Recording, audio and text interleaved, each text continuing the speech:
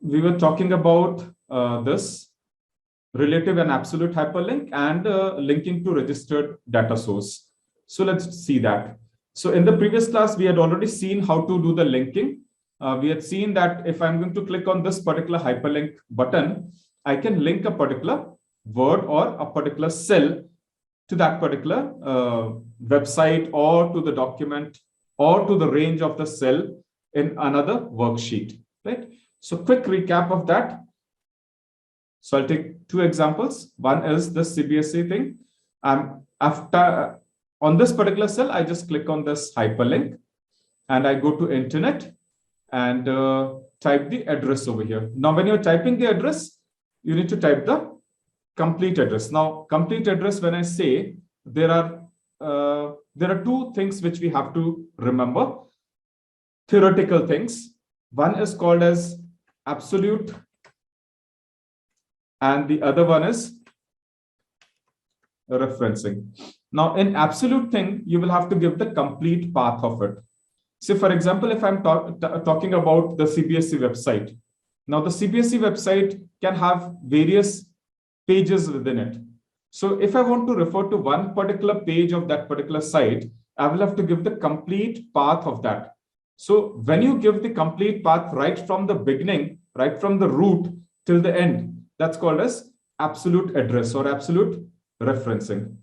So for example, I'm giving it as https://www.cbse.gov.in.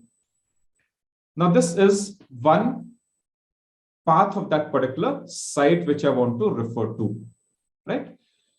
Within that, there might be other pages also. So we will see that what are the other pages and we will try to have the complete path of that. This is relative. Relative referencing. In relative referencing, we don't talk about the entire path. Like for example, I have got E drive. Now within the E drive, there is a folder called class 10A. Within that class 10A, I have got one more folder, which is, say, assignment. Within this assignment folder, I've got 3 files. Okay. Now, the files are, say, file1.odt. This is one file. So when I give this complete path, this is going to be the absolute referencing. But instead of this, if I'm giving the path as /file2.odt, this is relative referencing, in which we can also indicate the current directory with a single dot and the parent directory by double dots. So whenever we want to refer to the parent directory, we will be using the double dots. And whenever we are referring to the current directory, we will be using the single dots. And if we are already in the same directory and we want to refer to the another file, we could just say /file2.odt. Now, this is a theoretical concept which you have to remember, that in absolute referencing, I mean, it can be a 1-mark question which can come in your objectives thing, that in absolute referencing, we give the full address right from the root till the last file. Whereas in relative referencing, we don't have to give the full address. We just give the relative reference. Suppose we are in the same directory, then we only give the slash and the file name. So it's automatically understood. Okay, now coming down to this hyperlinking, I have kept my cursor over here and then I click on this hyperlink and then I give the path for this. So I give the path as https://www.cbse.gov.in. What kind of a referencing is this? Whether it is absolute referencing or relative referencing? See, in absolute referencing, you are going to first give the protocol which is being followed. The protocol, it could be either HTTP or it could be HTTPS for secure websites. Okay, so first the protocol, then followed by the domain name. Then If we are having another file, say another page, so I could be mentioning that page over here, new CBSE. So if we want to go to that particular page, we could be referring to that particular site. If you want to go to the result, we would write that. So there are three things. One is protocol, the other one is the domain, and then the third one is the page where you want to go, right? So I'm just typing this, and then I'm keeping it as text only. So I'll keep this as text. I'll just type the text as CBSE site, and then click on apply.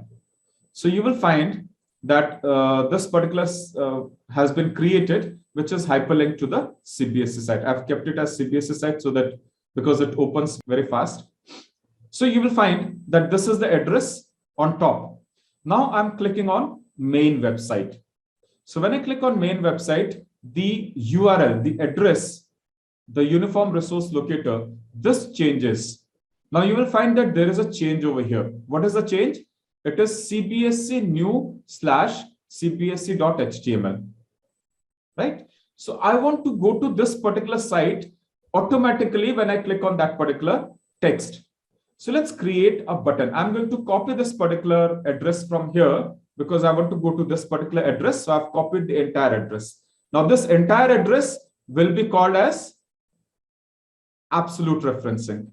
Okay. So I'm going back to this. And this time I would like to create a button.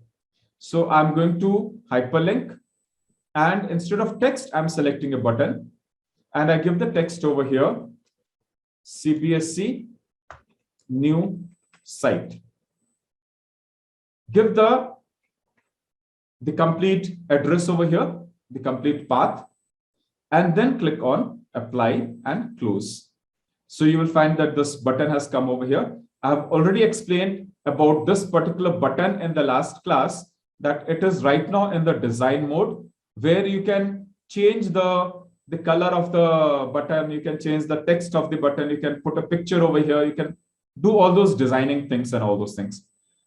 But when you want this to be working, when you want this to be active, you have to undo the design mode. That means switch off the design mode. So I'm clicking on this particular on top, this button, so that I can switch off the design mode.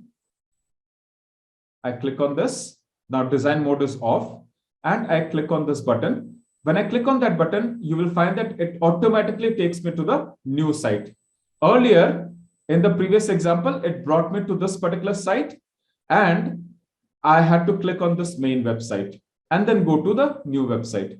But in the second example, since I gave the complete path, it has taken me directly to that particular page. So suppose you want to change the content of this. Now, by default, if I'm going to click on this, it's not going to allow me. If I bring my cursor over here and I click on this, I want to change the site. I want this particular link also to work in the same way as this particular button one is working. So if I'm going to bring my cursor over here, it's not going to allow me to do that. Now, there are two different ways in which you can work with it. One is that you keep your cursor anywhere outside this, click somewhere over there, and then with the help of the arrow keys, you go to that particular cell and then click on this hyperlink button. So when you click on that particular cell and then click on this hyperlink button, it will open the same thing for you, and now you can change it. Second is that you keep your cursor anywhere other than this hyperlink thing. So suppose I'm clicking over here on the CBSE, right? So I can do this. One more method is that I just increase the size of this, and then I can click on this blank area, and then I can work on this, right? So there are three different ways in which you can create the hyperlink, and you can change the content of that. Yeah. So the previous content come over here. Now I want to change this. So I'll select this entire thing, the old site address, and then I'll put the new site address. And if I want to change the text also over here, so I can just change and then apply and close. So now this has changed. Now, if I click over here, it takes me to the main site like the button itself. Now, if with the button, if you want to change, then of course you have to go to the design mode, switch on the design mode so that you can work with this. Now the design mode is on. Now you can right click and then you can change go to control and make all the changes over here. So you can just go and change the text over here, what is displayed. So if you go to this label, you can change the text, CBSE, site update. If you want to change the background color or the text color, you can just come and change the font and the details about it. So whichever font you want, you can use that font over here. And then you can change the background color if you want. You can change to any other color you want. Or if you want, you can display a picture. So you can go to this graphics and then select a picture, which if it is there on your computer, you can just select that picture and that picture appears in your button. So now your button is ready and you can just come out of the design mode and then click on the button. So it's working. So we have talked about the hyperlinking. I'm just deleting. Okay, let me just go to the sheet 2. I can leave it as it is. Now we move on to the next topic, which is linking to external data and linking to registered data source. Linking to external data, we had done it in the last class. I had shown you that you can go to this insert and then click on link to external data and then type the website address, or you can go to a particular file, another workbook, and select a range of cell from there. This I had shown you practically in the last class. Then I had also shown you how to update it after every 5 seconds or 8 seconds. Now let us do the next part. The next part is linking to registered data source. Linking to registered data sources, registered data source is something which you have created, a database which you have created, which has got a proper table and it has got those records. If you remember, in the previous topic which we had covered, the digital documentation, we had done something with the mail merge. So at that time, we had learned how to create the data source, the database. So if you've already created a database, fine. Otherwise, you can just go to File and then click on New and then click on Database and create a database for yourself. So I have just now clicked on creating a new database. Select the option, create a new database. If you've already got a database, you can click on open an existing data file. So I want to create a new database. So I just click on create a new database, click on new, save and proceed. Do you want to register this database for me? Yes. And then I want to open the database for editing. Yes. Then click on finish. So you will find that it is asking you, I'll give the name as class 10A. So this is a new database of class 10A, which is getting created. I'll create it inside the class 10A folder itself. And then I click on save. So it has been cleared. This is what is going to come in the next class also. You have to learn about this OpenOffice database. So this is going to help you in connecting with that also. So now I have come to this particular window where my database is created and it has been registered. Now I can create a table inside that. So there are different ways in which I can create a table. I can create the table in design mode, or I can create the table using the wizard. So let's create a table using the wizard itself. I click on this. Then it's going to give me lots of options that these are all the predefined tables, options which are available. I can select any one of these and then select the fields from here. So, or else I can click on personal and then select various options which are available and then select the type. So I click on personal and then I click on accounts. I want to create an accounts table. In that, there are various fields which have been suggested. So I click on account ID. I'll take only 3 fields over here: account ID, account name, and account number. These three fields I've selected, and then I click on next. Now, we are going to see the details of this in the next class. I mean, when we start with the database and tables and all that. But normally, a table has got various fields within it.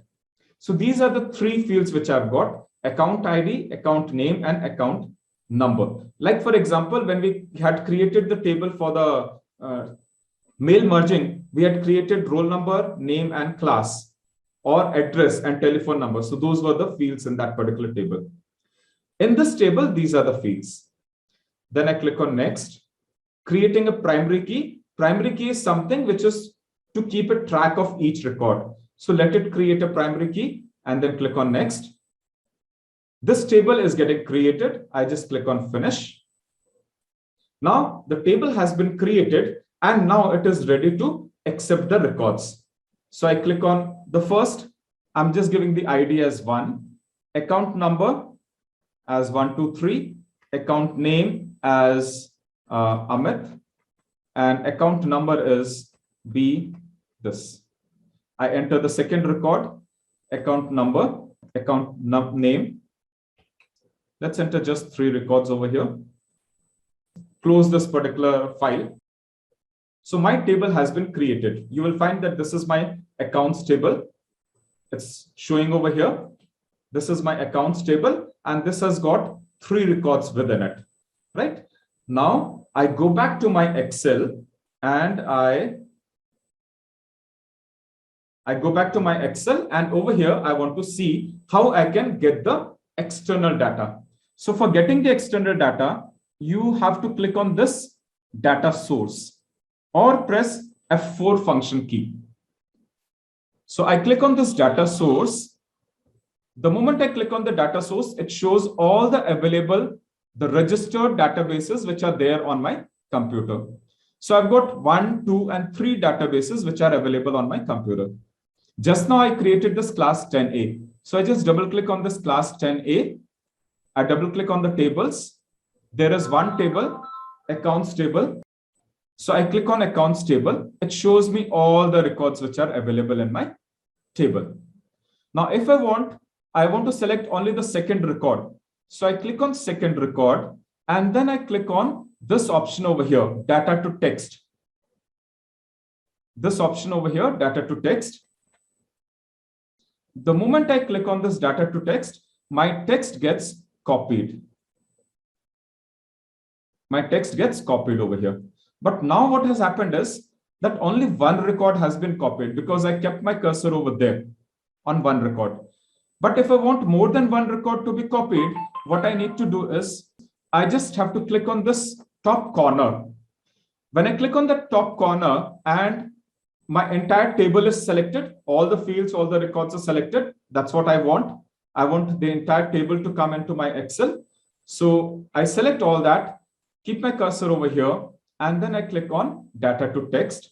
It copies all the records from there onto my Excel sheet. This is what is called as linking to registered data source. So we have a registered data source which we are trying to link to, right? So relative and absolute hyperlinking, hyperlinking to sheet we have seen, hyperlinking to registered data source we have seen.